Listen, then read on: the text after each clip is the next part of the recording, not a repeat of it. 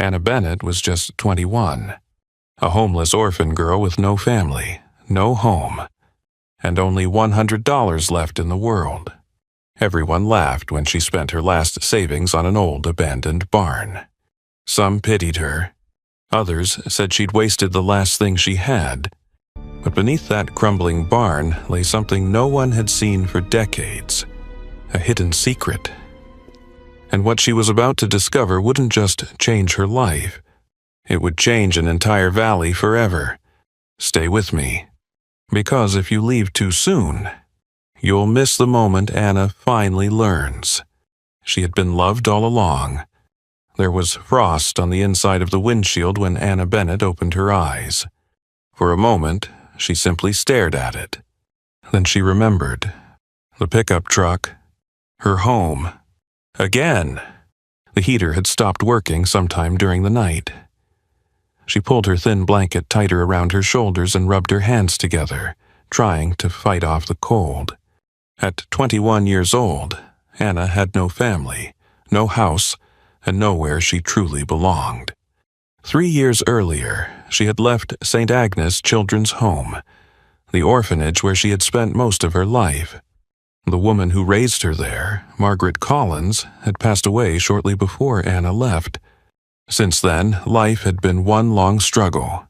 She worked odd jobs during the day and slept in her truck at night. Most people in Windermere knew who she was. Few knew her name. To them, she was simply the orphan girl, the girl living behind the gas station, the girl people felt sorry for but rarely spoke to. That morning, Anna carried exactly $100 in her coat pocket. $100. Every dollar she had in the world. She stood alone in Windermere's town square as the county auction began. Farmers chatted with neighbors. Families stood together, and Anna stood by herself, just as she always had. Then the auctioneer called out the next property, the old Hawthorne barn. A few people laughed. Everyone knew the place. The roof sagged. The walls leaned. Most folks thought it should have been torn down years ago. But 3 nights earlier, during a snowstorm, Anna had parked beside the abandoned barn to wait out the weather. While she sat there watching the snow fall, something strange happened. For the first time in years, she looked at a place and imagined it could be home. Not because it was beautiful, because it was all she could afford. "Do I hear $100? The auctioneer asked. The crowd fell silent. Anna raised her hand. "I do." The hammer struck. So, to Miss Anna Bennett, laughter spread through the square. Poor girl. She just bought a pile of rotten wood. The barn won't last another winter. Anna heard them, but she didn't care. Because while everyone else saw an abandoned building, Anna had seen something else. The night of the snowstorm. Moonlight had slipped through a broken section of the wall, just long enough for her to notice strange symbols carved into one of the old wooden beams. Symbols she recognized. The same symbols she had once seen inside Margaret's notebook. A notebook Margaret had told her never to throw away. At the time, Anna thought it meant nothing. Now, she wasn't so sure. As the crowd drifted away, Anna looked toward the distant barn standing alone against the winter sky. Hidden beneath that forgotten building was a secret that could change an entire valley. What Anna didn't know was that the secret wasn't the only thing waiting for her there. For the first time in her life, she was about to find a place where she truly belonged. The wind had picked up by the time Anna Bennett reached the old Hawthorne barn. Gray clouds drifted low across the valley, and the air carried the sharp bite of another winter storm on its way. From a distance, the barn looked even worse than she remembered. Its weather-beaten boards were warped with age. Parts of the roof sagged under years of neglect. The structure leaned slightly to one side, as though it had grown tired of fighting gravity. Most people would have turned around. Most people would have listened to the laughter from the town square. But Anna had spent most of her life being told what she couldn't do. She wasn't about to start listening now. Clutching the rusted key the auctioneer had handed her, she stepped toward the large wooden doors. The lock resisted at first. Then, with a sharp click, it gave way. The sound echoed through the quiet valley. Anna pushed.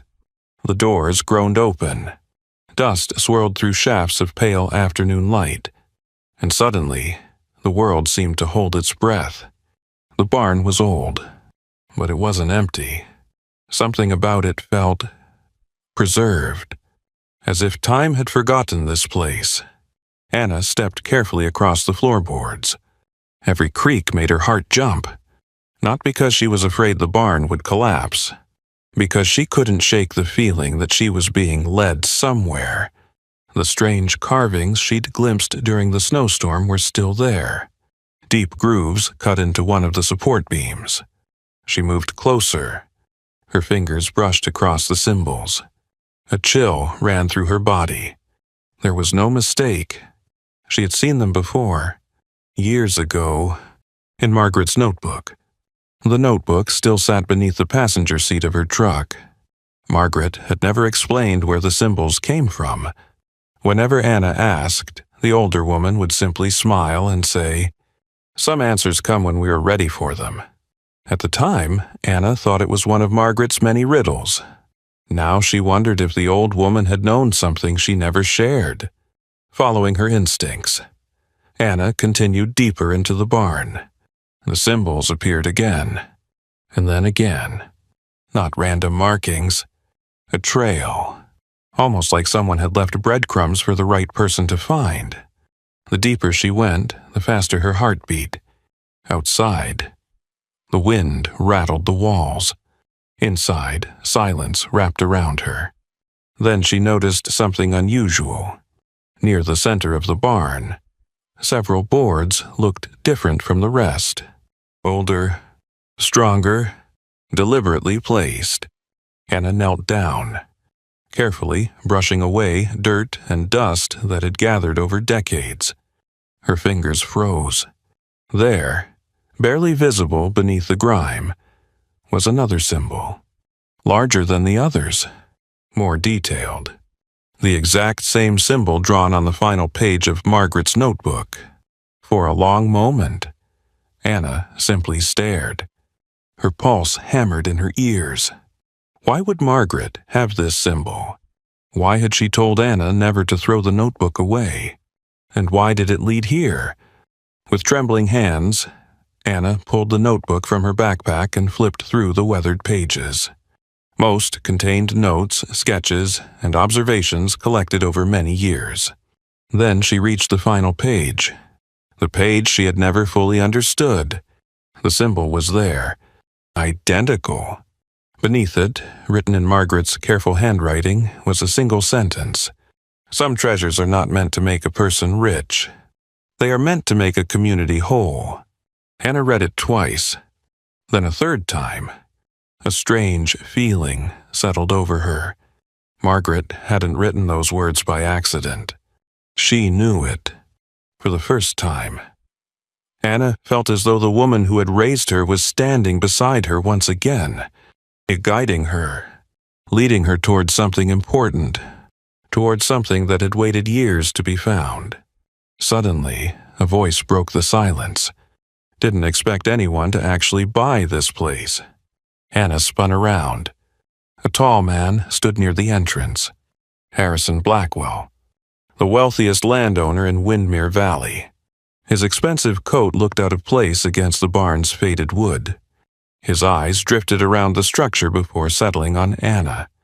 There was a smile on his face, but it never reached his eyes. "Quite a purchase," he said. Anna stood slowly. "It belongs to me now." Harrison chuckled. "For now." The words hung in the air. Something about the way he said them made Anna uneasy. His gaze shifted toward the floor near where she had been kneeling. Just for a second. But Anna noticed. And in that moment, she understood something. The barn interested him, more than he wanted her to know. Funny thing, Harrison continued, places like this tend to keep secrets. Anna folded Margaret's notebook against her chest. Maybe some secrets deserve to be found. For the first time, Harrison's expression changed. Just slightly, enough for Anna to see it. Not amusement, not confidence, concern. Then he smiled again, tipped his hat, and turned toward the door. Before leaving, he paused. If I were you, Miss Bennet, I'd be careful what I go digging for. The wind howled outside. The barn doors creaked, and then he was gone. Anna stood frozen for several seconds. Her heart pounded harder than before. Not because of the symbols. Not because of the notebook. Because Harrison Blackwell knew something. She was certain of it. The question was, how much? As evening settled over the valley, Anna looked down at the symbol beneath her feet. The same symbol Margaret had carried for years. The same symbol that had somehow led her here. Outside, darkness was gathering. But inside the old barn, a mystery that had slept for decades was finally beginning to wake up. And Anna Bennet was standing at the very center of it. Anna barely slept that night. The wind rattled the windows of her pickup truck, parked just outside the old Hawthorne barn.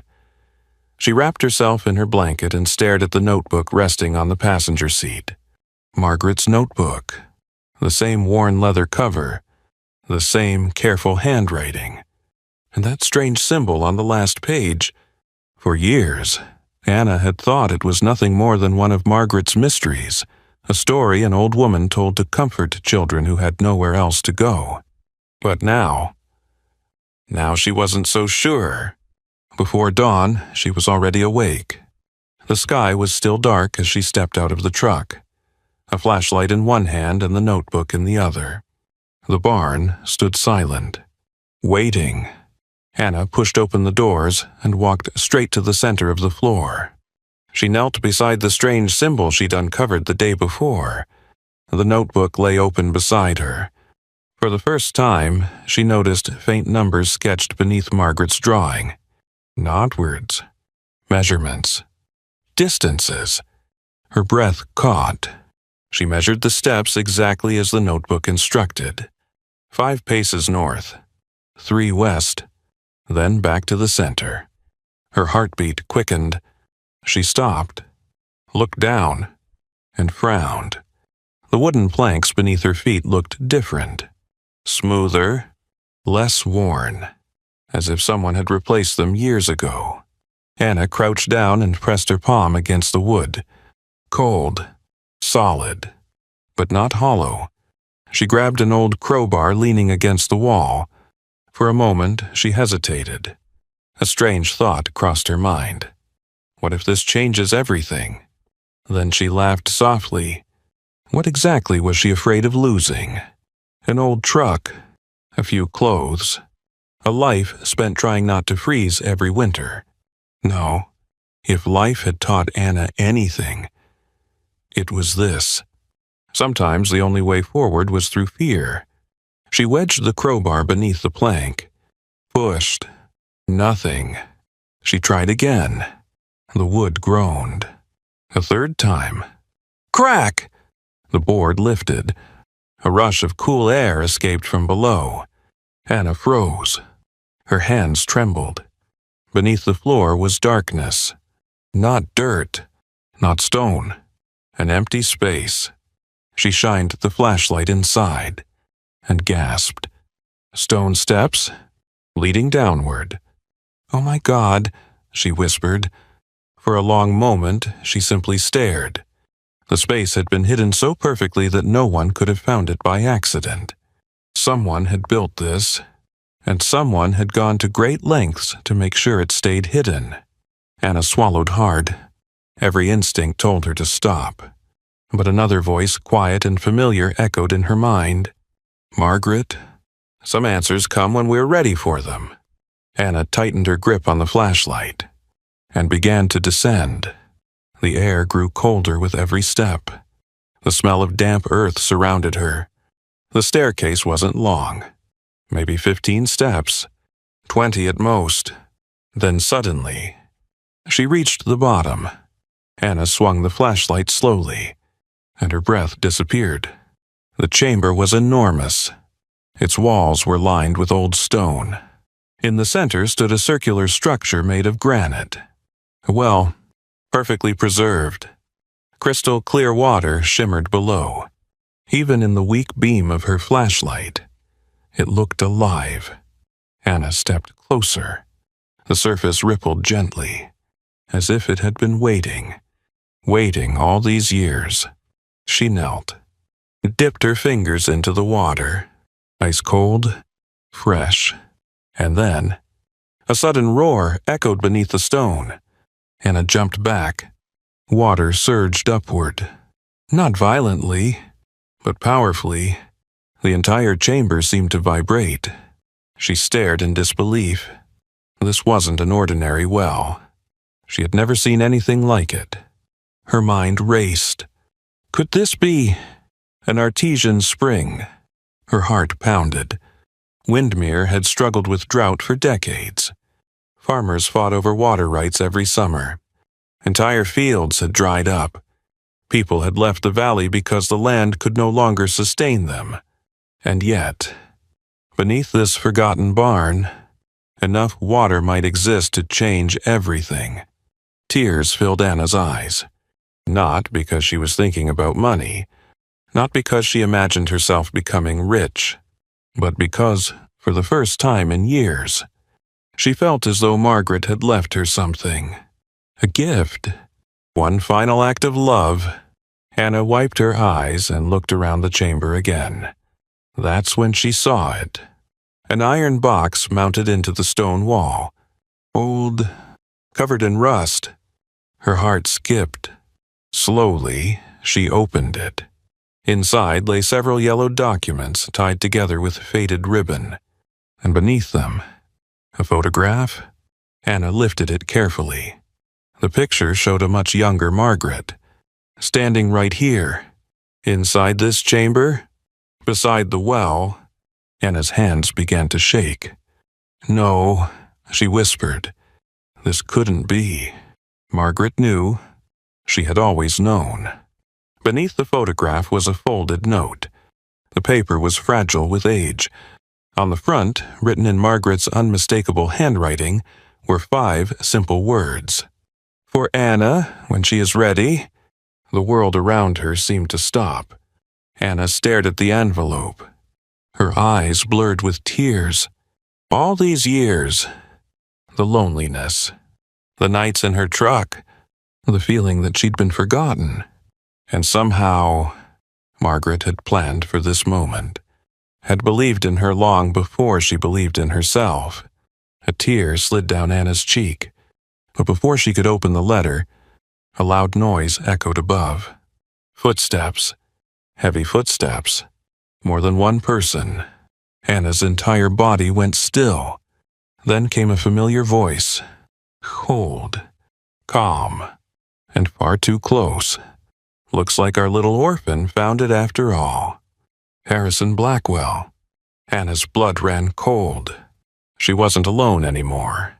And suddenly, the secret beneath the Hawthorne barn felt far more dangerous than she had ever imagined. Anna's heart nearly stopped. She quickly slipped Margaret's letter into her coat pocket and shoved the photograph back into the iron box. Above her, the footsteps grew louder, then silence. For several terrifying seconds, she stood frozen in the underground chamber, barely daring to breathe. Harrison, another man, called from above, "You sure it's here?" A pause. Then Harrison Blackwell answered, "I've spent 20 years looking for this place." 20 years. Anna's eyes widened. He knew. Or, at least, he knew enough. The realization hit her harder than she expected. All this time, she'd thought she'd stumbled onto an incredible accident. But this wasn't an accident. Someone had hidden this well. Margaret knew about it. And Harrison had been searching for it for decades. Suddenly, Anna didn't feel lucky anymore. She felt small, very small. The underground chamber that moments ago had felt magical, now felt dangerous. She carefully climbed the stone steps, holding her breath at every creak. When she finally reached the opening, she peeked through a crack in the floorboards. Harrison stood near the entrance with 2 men beside him. His hands rested casually in his coat pockets. But his eyes scanned every inch of the barn. Hungry. Like a man searching for something he believed belonged to him. Anna stayed hidden. For nearly 15 minutes, the 3 men searched. They checked the walls, the beams, the corners. Finally, Harrison cursed under his breath. "It's here," he muttered. "I know it's here." One of the men shrugged. Maybe the stories weren't true. Harrison's jaw tightened. "No," his voice was cold. "My grandfather died looking for this well." The words made Anna's stomach tighten. This well. So the stories had survived generations. Harrison looked around one last time. Then his gaze drifted toward Anna's old pickup truck parked outside. For a moment, something flashed across his face. Not anger, not greed, fear. And somehow, that frightened Anna more than anything. "If the girl knows something," Harrison said quietly, "we'll find out soon enough." And then the 3 men left. Anna waited another 10 minutes before crawling out. Her legs shook so badly she nearly fell. Outside, the sun was beginning to set. The valley stretched before her, quiet and beautiful beneath the fading light. But Anna no longer saw it the same way. She sat on the barn steps and pulled Margaret's letter from her pocket. Not the old one. The new one. The letter hidden inside the iron box. The one marked, "For Anna when she is ready." Her fingers trembled as she unfolded it. Margaret's handwriting filled the page. Soft. Steady. Familiar. "Anna, if you're reading this, then you found the well. And if you found the well, it means you finally found yourself. I wish I could be there to see your face. I wish I could tell you everything. But some truths must be discovered, not inherited. The first thing you need to know is this. The well was never meant to make anyone rich.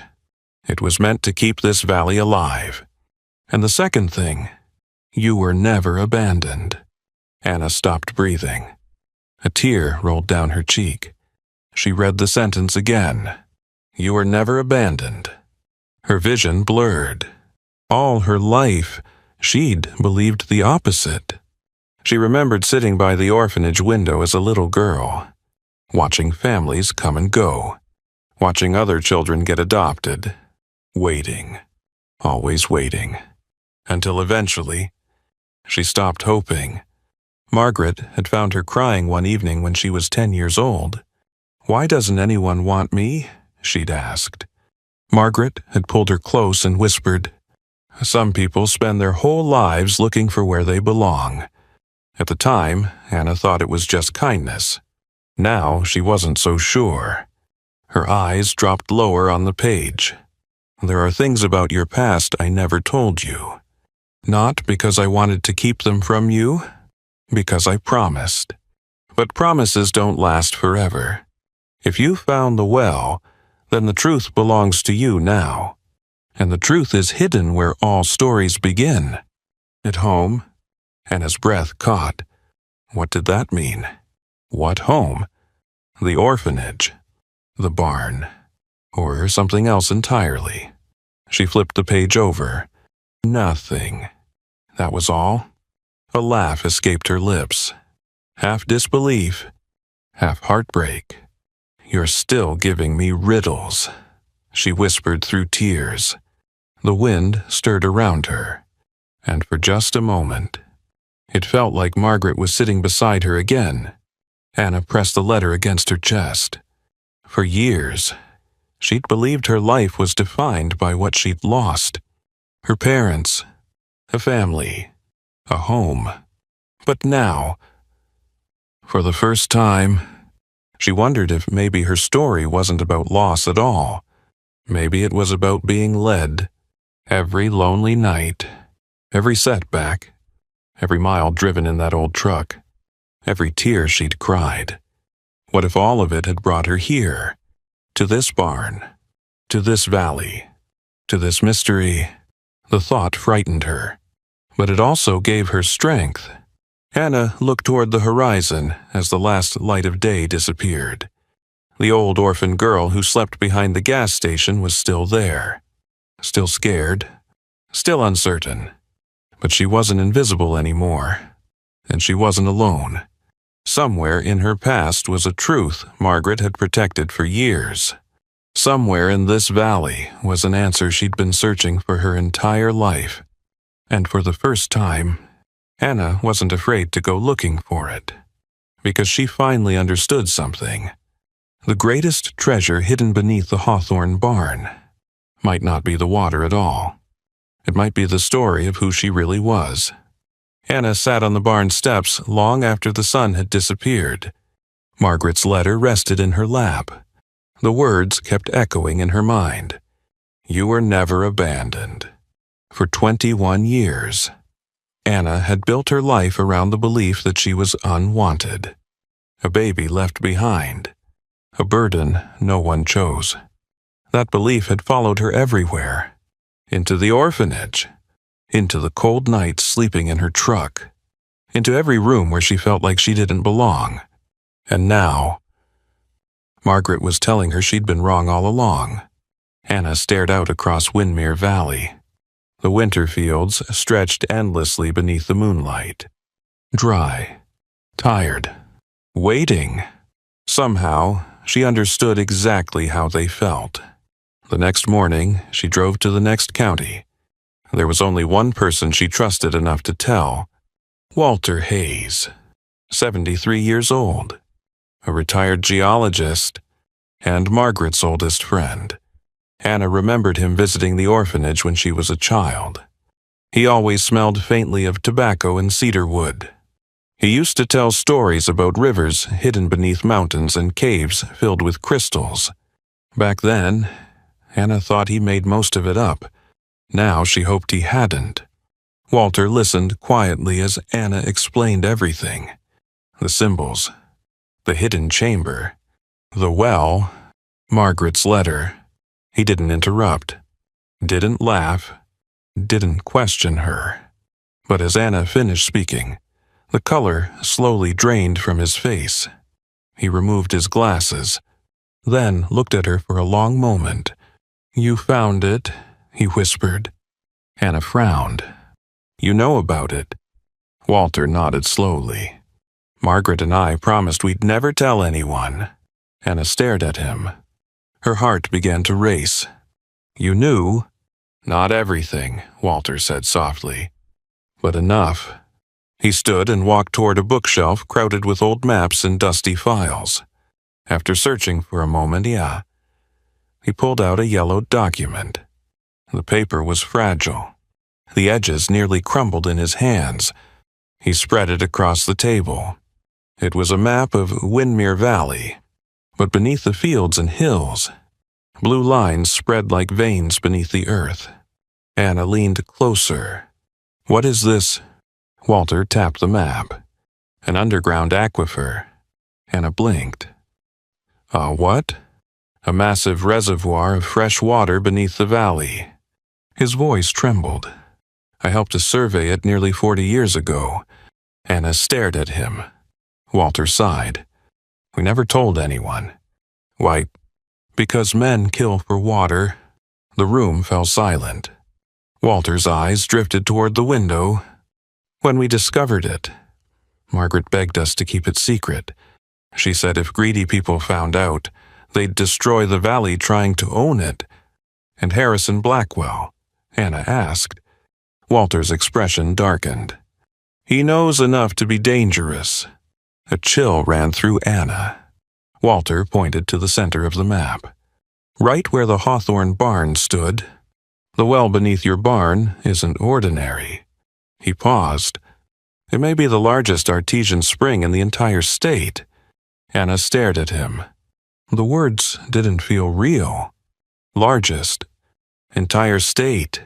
It was impossible. Walter shook his head. I've spent years wondering if Margaret was right. And now.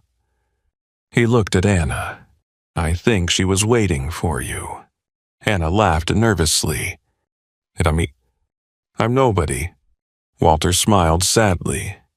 You sound just like her. Anna lowered her eyes. Nobody. The word had followed her all her life. The orphan girl. The homeless girl. The girl sleeping behind the gas station. Nobody. But, for the first time, the word felt wrong. Walter folded the map. Do you know what this means? Anna shook her head. It means Windermere doesn't have to die. Over the next week, Walter helped Anna test the water. The results stunned them. The spring was pure, abundant, strong enough to supply water to nearly every farm in the valley. News spread quickly. Too quickly. People who had ignored Anna for years suddenly smiled when she walked by. Investors arrived. Developers called. One man offered her $500,000 for the property. Anna nearly dropped the phone. $500,000. She had once cried tears of relief after finding $20 in her coat pocket. Now, strangers were offering fortunes. Walter looked at her seriously. You could leave. Anna stared out the window. Toward the valley. Toward the barn. Toward the truck she'd slept in for years. She imagined buying a house. A warm bed. Never worrying about money again. It was everything she'd dreamed of, so why didn't it feel right? That night, she walked alone through Windermere. Past shuttered stores. Past empty farms. Past houses where old couples struggled to pay their bills. She saw children wearing coats that were too thin. She saw men exhausted from working land that no longer produced enough to survive. And suddenly, she remembered Margaret. Some treasures are not meant to make a person rich. They are meant to make a community whole. Anna stopped walking. Tears filled her eyes. For years, she'd prayed for someone to save her. But maybe Margaret had spent all those years preparing her to save someone else. The realization terrified her. And somehow, it also made her feel stronger than she'd ever felt before. The next morning, Anna stood in front of Walter. I've made my decision. Walter smiled. What is it? Anna looked toward the valley, toward the people she'd spent years believing she didn't belong with. Then she smiled. Not a timid smile, not an uncertain one. The smile of someone who had finally found a purpose. I'm not selling. Walter nodded. I was hoping you'd say that. Anna took a deep breath. Because for the first time in her life, she wasn't chasing a home anymore. She was about to build one, not just for herself, but for an entire valley, and somewhere, she liked to believe. Margaret was smiling too. Spring arrived slowly in Windermere Valley. At first, no one noticed. The snow melted into muddy roads. Tiny green shoots pushed through the dry earth. Birds returned to the old oak trees lining the valley. But the biggest change wasn't in the land. It was in Anna Bennett. Just 6 months earlier, she had been the girl who slept in her truck behind the gas station. The girl who kept her eyes down. The girl who apologized for taking up space. Now people looked for her, and somehow that still felt strange. Every morning, Anna woke up in the loft of the old Hawthorne barn. It wasn't fancy. Walter had helped to repair the roof. Eleanor Hayes, the widow who ran the town bakery, had sewn curtains from old fabric. Someone left a rocking chair on the porch. Another person left flowers. Nobody said much. They simply helped, little by little. The barn stopped feeling like a shelter. and started feeling like home. At first, Anna had trouble believing it. Even after the spring began flowing, even after engineers confirmed the water supply was enough to transform the valley, even after farmers lined up at her door to thank her, part of her still expected it all to disappear, because people like Anna didn't get happy endings. At least, that was what she used to believe. One afternoon, she found herself standing in front of a mirror. A real mirror. Someone had brought it over from town. Anna stared at her reflection. There were dark circles beneath her eyes, a faint scar near her chin. Her hair was messy, her hands rough from work. But something had changed. For years, whenever she looked at herself, she saw a girl nobody wanted, a burden, a mistake, someone forgotten. Now, for the first time, she saw strength. The thought startled her. Tears filled her eyes, and suddenly she was crying, not because she was sad, because she finally realized how cruel she had been to herself all these years. She thought about the little girl sitting alone by the orphanage window, waiting, wondering why no one chose her. She thought about the freezing nights in her truck, the birthdays spent alone, the empty holidays, and she whispered softly to her reflection, "It wasn't your fault." The words broke something open inside her. Anna covered her face and cried harder than she had in years. Not for the life she lost, for the life she finally believed she deserved. Outside, Windmere was changing too. The water from the artesian spring transformed the valley faster than anyone imagined. Fields that had been dry for decades turned green. Farmers planted crops they hadn't dared grow in years. Families who once talked about leaving began making plans to stay. And at the center of it all was Anna. She hated the attention, truly hated it. People stopped her in town. Children waved at her. Older folks squeezed her hand and thanked her. Each time, Anna felt embarrassed. "You act like I saved the valley," she told Walter one evening. The old man chuckled. "You did?" Anna shook her head. "I just found the well." Walter smiled. "No." He looked out over the fields, shimmering in the setting sun. "You found hope." Anna didn't answer, because deep down, she was still learning to believe that herself. One Sunday afternoon, a small girl knocked on the barn door.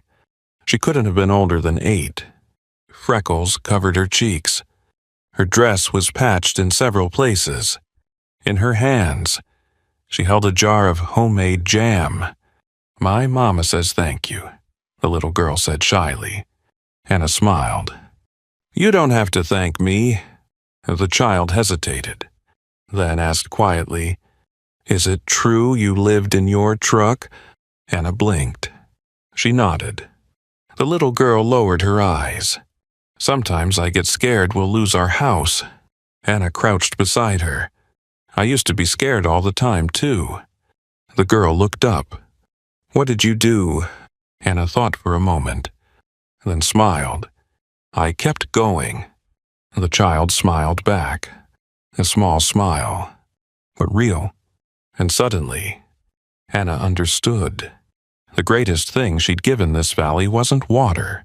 It was hope, the kind she once needed herself. That night, Anna sat alone on the porch. Margaret's letters rested beside her. The valley glowed beneath the stars. She thought about everything that had happened, how close she'd come to giving up, how many nights she'd begged God for a miracle, and how funny it was, because the miracle wasn't the hidden spring.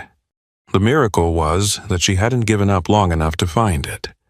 Tears blurred her vision. She unfolded Margaret's first letter, the one she'd carried for years. Her eyes drifted to the final line.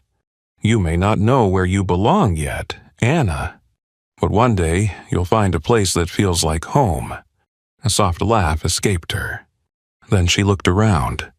The barn, the valley, the lights glowing from distant homes, the people who now called her family. Margaret had been right. Not because Anna found a house, or money, or even the well. She had found something much harder to discover. She had found herself. A gentle breeze moved through the trees. Anna closed her eyes, and for the first time she could remember, she wasn't afraid of tomorrow. Because the frightened orphan girl who slept in her truck was gone, in her place stood a young woman who had learned something extraordinary. You don't have to be chosen to matter. You don't have to know where you came from to know where you're going. And sometimes, the people who spend their whole lives looking for a home become the very people who create one for everyone else. Anna Bennett smiled into the night, because after 21 years of searching, she was finally home. Summer came to Windmere Valley in a way no one had seen in decades. The fields stretched endlessly beneath the golden sun, greener than anyone could remember. Corn swayed in the breeze. Wildflowers lined the roadsides. Children ran barefoot across yards that had once been dry and cracked. People no longer talked about leaving Windmere. They talked about the future. And somehow, all of it had begun with a young woman who used to sleep in her truck. Anna still found that hard to believe. Every morning, she opened the barn doors and looked out across the valley with the same quiet amazement. This was the same place where people had laughed at her. The same place where she had once stood alone, clutching her last $100. And yet, it had become the place she loved most in the world. The old Hawthorne barn changed too, not all at once. A little at a time. The townspeople repaired the walls. Walter replaced the broken windows. Eleanor planted roses along the front porch. Someone painted the faded wood white. Someone else built a small library in one corner. Before long, the barn was no longer just Anna's home. It became everyone's. Farmers stopped by for coffee. Children came to read books. Neighbors gathered on Friday nights to share meals and stories. And every time Anna looked around, she thought the same thing. This is what Margaret meant. Not riches, not fame, but people. A place where no one had to feel alone. One afternoon, while cleaning the attic, Anna discovered another old wooden box. Hidden beneath loose floorboards, inside were photographs. Dozens of them. Some showed the valley decades earlier. Others showed the spring during its discovery. And then, Anna found a picture that made her stop breathing. It was Margaret, much younger, standing beside a man and a woman. Between them was a little girl, no older than 3. The little girl had dark hair, bright eyes, and the exact same birthmark near her chin, the same birthmark Anna had. Her hands began to shake. She turned the photo over. Written on the back were 4 words: Margaret, Sarah, Daniel, Anna. Tears instantly filled her eyes. "No," she whispered. She looked again, and again. The woman in the picture looked familiar, not because Anna remembered her, because she'd seen her face before. Every morning, in the mirror, Anna sat down hard on the attic floor. Her chest tightened. The truth crashed into her all at once. Margaret hadn't simply raised her. Margaret had known her parents, known who they were, maybe, known what happened to them. Later that evening, Walter came to the barn. Anna showed him the photograph. The old man stared at it for a long time. Then he sighed. A deep, tired sigh. "I was hoping Margaret would have told you herself." Anna looked up. "You knew?" Walter nodded. Tears slid down Anna's cheeks. "Who are they?" Walter pulled out a chair and sat down. "Your parents." Anna stopped breathing. The room went silent. Walter's voice was soft. Sarah and Daniel Bennett. They were good people. They owned the Hawthorne barn. Hannah covered her mouth. The barn. Her eyes darted around the room. The walls. The beams. The windows. All this time. This place hadn't been random. Walter continued. Your parents discovered the spring together, but there were people who wanted control of it. Harrison Blackwell's father was one of them. Hannah felt dizzy. Walter lowered his eyes. There was an accident. A fire. Your parents didn't survive. Hannah's world blurred. No. Walter nodded sadly. Margaret promised them she'd protect you. And protect the spring. That's why she kept the secret. The tears came harder now. 21 years. 21 years believing she had been abandoned. Believing nobody wanted her.